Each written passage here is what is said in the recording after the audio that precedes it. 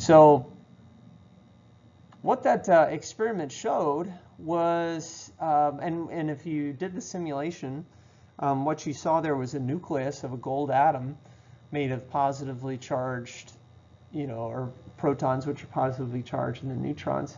And then we had alpha particles that were shot through, and alpha particles are a helium nucleus, just 2 protons, 2 neutrons. And most of those flew straight through, and then some of them got really close to the nucleus and then deflected at great angles. And so an alpha particle looks like this, 2 protons, 2 neutrons, and this helium nucleus going at the gold foil.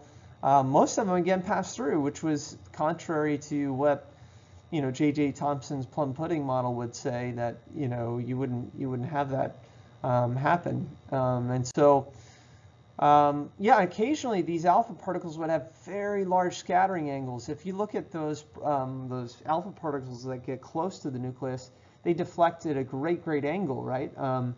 But most of them just pass straight through, and so yeah, this was kind of baffling.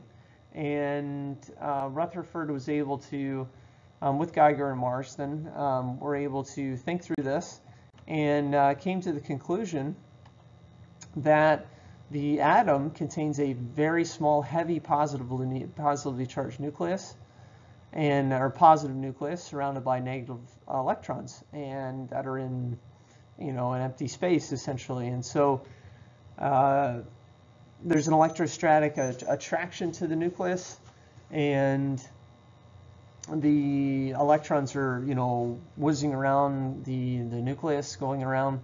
And we've got that there. So some of those alpha particles bounce back at very extreme angles, showing that the particles essentially almost had a head-on collision, and because of that were prove that the nucleus was extremely small.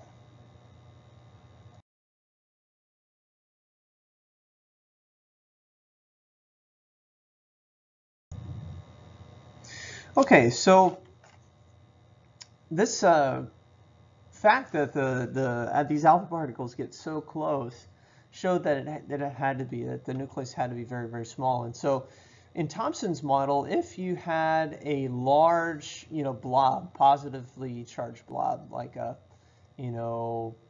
plum pudding model, spread over the entire volume, what would happen is as those alpha particles came close, they deflect a little bit, but not a whole lot, because if you look at the center of this, remember the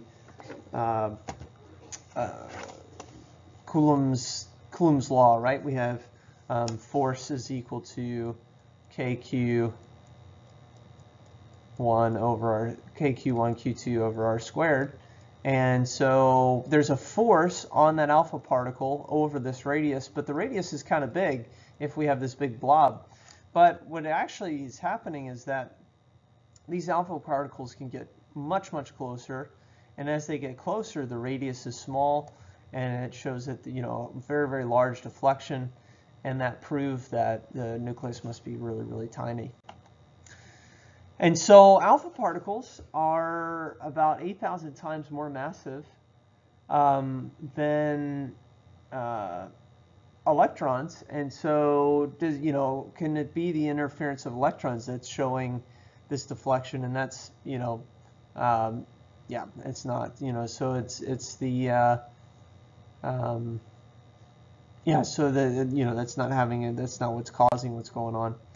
This is another picture of it here, where the fact that trying to figure out a way that the alpha particle can have a deflection with a gold atom, if it's all spread out here, if the positive charge is this whole blob and the alpha particle grazes the atom, you're not going to get much force. And even if it penetrates the atom, it doesn't matter, because even if you're over the small radius here, it's not as much positive charge there, just going to pass through. And so again, showing here that even if the alpha particle penetrated the atom, it would not produce a strong deflection. Even if the radius is small, you'd only count the charge within that small radius. And so wouldn't be much push on that. So Rutherford again determined that the charge of this nucleus must be very concentrated, that the nucleus itself must be very, very small. Now, one of the things that he said, and this was a problem, and he knew this pretty quickly, was he said, well, okay, we know that the nucleus is positively charged, it's very tiny, and the electrons are going in orbit around the nucleus. Well, if it's just going in orbit, what's going to happen is that electron is going to get sucked into the nucleus very quickly, and the atom's going to explode. And so Rutherford knew that this was impossible, and was almost ready to, abandon, what was happening. And that's when Niels Bohr came along. And I show in this clip some of the history behind this, where Bohr came and, really helped kind of think through what this could actually be with the atomic model.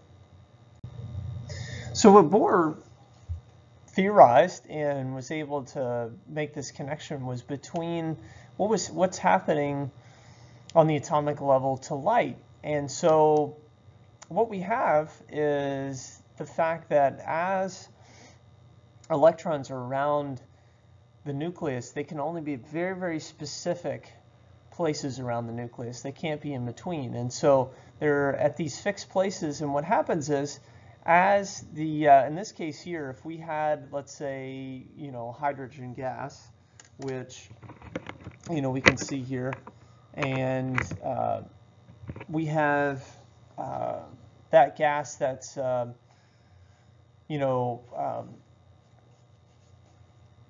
this mouse ready. The hydrogen gas is excited, right? So we put a voltage on it, and we excite it. What happens is that hydrogen gas, those electrons can go to higher energy levels. And then as they go to higher energy levels, those electrons can go down. They naturally want to go down to lower energy levels, and then light will shoot out as that happens. And so if we have that light shoot out and we look at a spectrometer, something that can spread that light out, we'll see these very specific bands.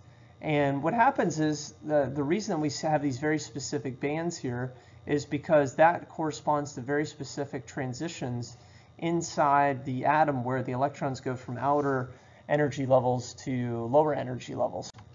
And so at the nucleus is at the center of the atom. Electrons exist at specific energy levels again. And he was able to say, yeah, we can't have them just be in simple orbit, because they would accelerate into the nucleus and give out electromagnetic radiation, have a loss of energy, and we would be in trouble there. And so what happens is these packets of light, these photons, are produced when the energy level changes. And so I use this simulation here, and you could probably find one online if you look up like hydrogen atom simulation, energy levels, or you can just look for this link here at astro.unl.edu and see where, if an electron goes from outer energy level like this, and then goes to an energy level closer to the nucleus, it'll shoot a specific photon out with a specific amount of energy, very specific wavelength, specific frequency, corresponding to how much energy that drop is. And so what quantum physics is essentially is we're quantizing on a very, very small scale. We can look at these very specific values that we have here, and in looking at an atom, it's very, very small values, right? We're dealing with these very small values that we see with the transitions of the electrons in the atom. And atoms are discrete. They don't always have the same amount of energy. Each atom has a different, energy level setup with, the different, we use the term orbitals.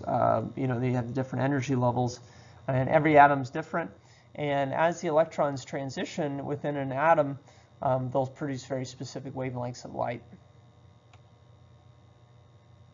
Now, atoms can also absorb energy, and so they can absorb these photons as long as that photon corresponds to an energy level transition that's possible. And so in other words, if an electron is in a orbital in the nucleus, or around the nucleus, and there's a photon that comes in that matches the transition between that lower energy level and the higher energy level, it can absorb that photon and then jump to a higher energy level.